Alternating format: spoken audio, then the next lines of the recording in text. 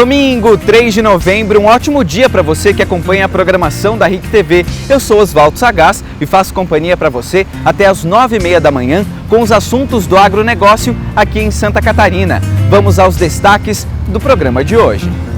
Instituição é criada com o objetivo de fomentar a inovação e uso de tecnologias mais modernas no agronegócio.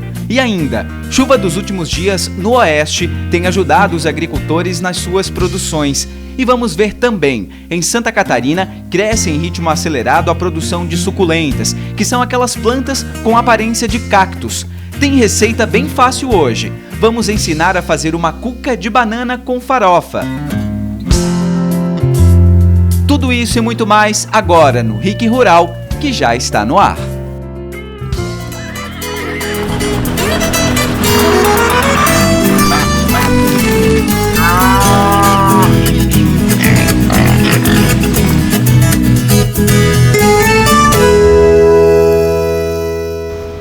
Com o objetivo de fomentar a inovação e o uso de tecnologias mais modernas nas lavouras, a CropLife Brasil foi lançada essa semana em Brasília. A instituição é integrada por 5 companhias e uma rede com 25 associações em 18 países da América Latina. Olha só. A entidade chega com o desafio de trabalhar pelo crescimento do setor do agronegócio como um todo, contribuindo para o aumento da oferta de alimentos de qualidade e a geração de energia limpa, sempre respeitando o meio ambiente, as pessoas e levando o desenvolvimento socioeconômico aos produtores brasileiros. O lançamento da CropLife Brasil foi essa semana em Brasília e reuniu autoridades do setor e os ministros Ricardo Salles e Tereza Cristina. Biológicos, defensivos tradicionais, sementes e o universo regulatório da biotecnologia. A gente juntou isso, as empresas disseram, vamos juntar tudo isso e vamos ser mais eficientes. Então a gente tem o que objetivo fundamental? Se comunicar melhor com o produtor e com a sociedade de uma forma geral. Explicar o que a biotecnologia faz para produzir alimentos baratos de qualidade. Ajudar a treinar as pessoas, o próprio produtor. Um plano nacional de boas práticas, para ele saber que aquilo que ele está lidando é um produto químico, mas ele é bom se for usado de forma correta, e sempre tem sido, na maioria dos casos, utilizado de forma correta, e é ele que permite que você tenha sucesso na agricultura tropical. Segundo o presidente executivo do grupo, o objetivo é a questão da governança, de manter todos os interesses de diferentes negócios que estão envolvidos no que se refere à tecnologia de defesa vegetal em uma mesma instituição. Treinar as pessoas, educar as pessoas e se comunicar bem, representando todo o setor. Para o presidente do conselho diretor, o agricultor precisa pensar nos desafios da sua propriedade. O resultado é um só, é produzir mais com menor impacto ambiental e produzir mais na mesma propriedade. Não existe melhor sustentabilidade para o planeta, para a agricultura, se não produzir mais na mesma área. O deputado federal de Santa Catarina, Gilson Marques, falou da força que o estado tem no setor agro, em todo o país e com destaque internacional. O veneno, ele é para que a produção seja viável, seja mais barata e atenda ao maior número de pessoas. A gente precisa tomar uma escolha, ou a gente utiliza esses produtos da melhor forma, ou nós vamos ter uma população com fome. E não só isso, em Santa Catarina, por exemplo, 30% do PIB vem da agricultura. O Oeste sobrevive somente disso.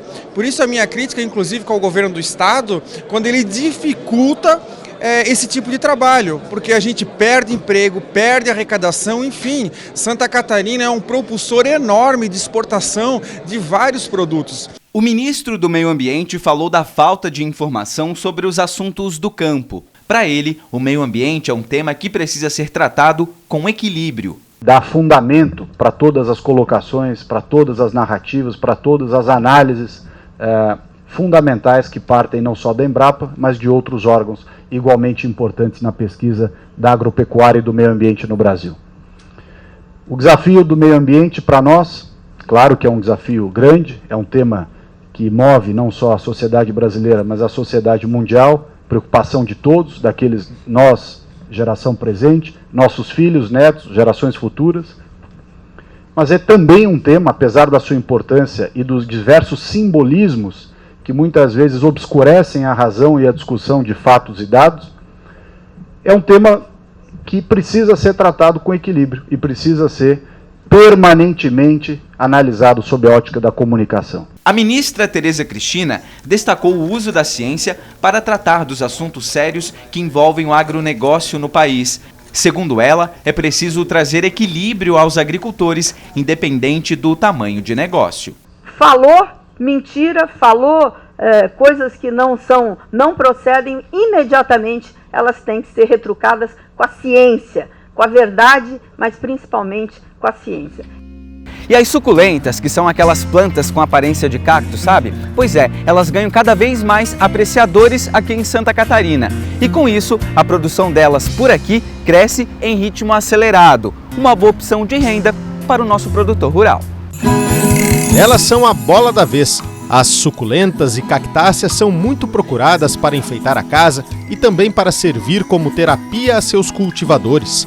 Essas plantas charmosas transformam o canteiro num universo de formas e texturas.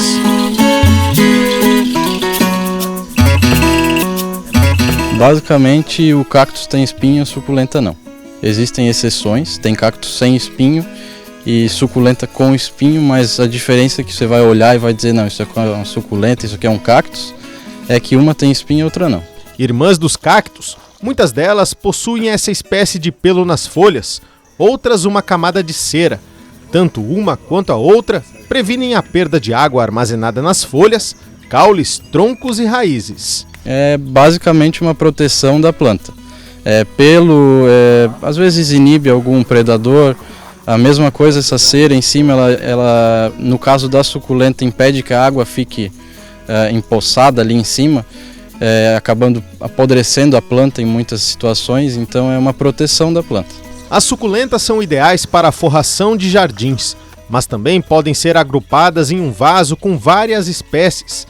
Para a decoração, as plantas exigem alguns cuidados para crescerem saudáveis. Se precisar de sol, então deixa ali numa soleira de janela, numa sacada de preferência, um lugar que pegue um meio período de sol no dia. E água, rega, uma vez por semana. Tem o segredinho que a gente passa para o cliente, que é um palitinho de picolé, um palito de churrasco sem terra no vaso e molha bem a planta, molha de verdade. Pega, põe embaixo da torneira, deixa escorrer a água, vai molhar de novo só quando o palito estiver seco.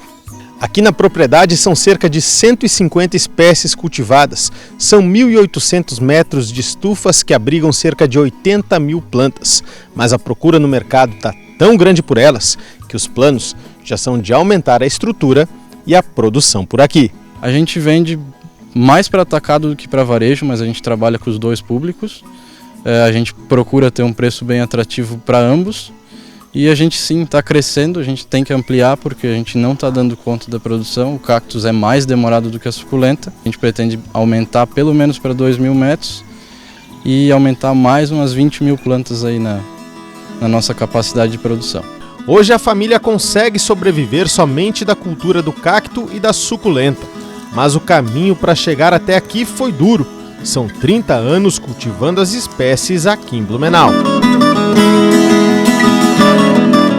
Cada espécie tem o seu diferencial, beleza de encher os olhos, ainda mais quando nasce uma flor, uma imagem linda, mas que dura no máximo 2 dias. E dependendo da espécie, pode demorar até 40 anos para começar a florir.